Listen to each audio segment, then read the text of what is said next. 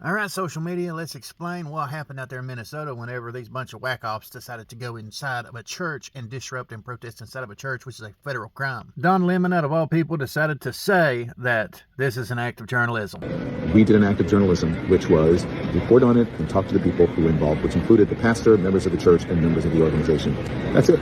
It's called journalism. And I love how the whole act of journalism is like a blanket statement where they can get by and say and do whatever they want to. Well, you know what? The First Amendment protects against your right to free speech and peaceably assemble. But that means that you're going to peaceably assemble within reason. You know, you're going to go get your permits. You're going to protest downtown. You know, you're not going to block intersections and prevent first responders from getting through and people dying because of your ignorance. It's like with the Second Amendment. Now, the Second Amendment specifically says shall not be infringed, which means you shall not mess with it. You should not touch it. You should not anything with it. But, you know, they made laws against that.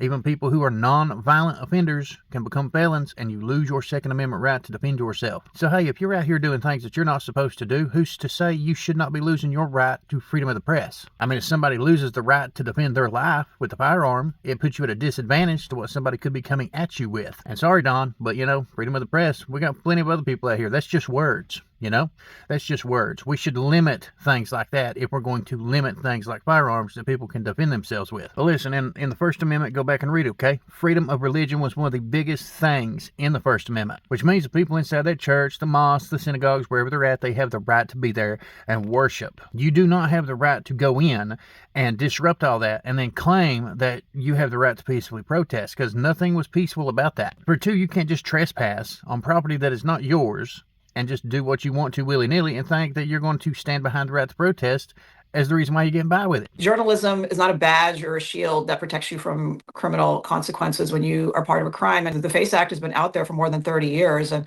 there were lawyers involved in this so-called protest. And their purpose was to terrorize people of faith in a house of worship. It's off limits to go into a house of worship to do your little protest. Protests can occur on public property. Protests can occur outside, on a sidewalk, certain sidewalks, not all sidewalks. And this is like basic what you learn in the first year of law school. There's a time, place, and manner restrictions on the First Amendment right of protest, and they were violated here in this case. No question about it. The only question is who was involved, how many were involved, and how many charges are going to be brought here. If you got state laws, and Minnesota's got these laws, and they're refusing to enforce them, the moment that you refuse to enforce laws, and you pick and choose when you are or are not going to enforce laws, they're not laws, they're guidelines. And you're using those guidelines as a weapon against your opponents and anybody you don't like when you're in power, which makes you the fascist. Lady Justice has a blindfold for a reason, and that's for the law to be applied equally, regardless of your race, religion, your wealth, any of that stuff.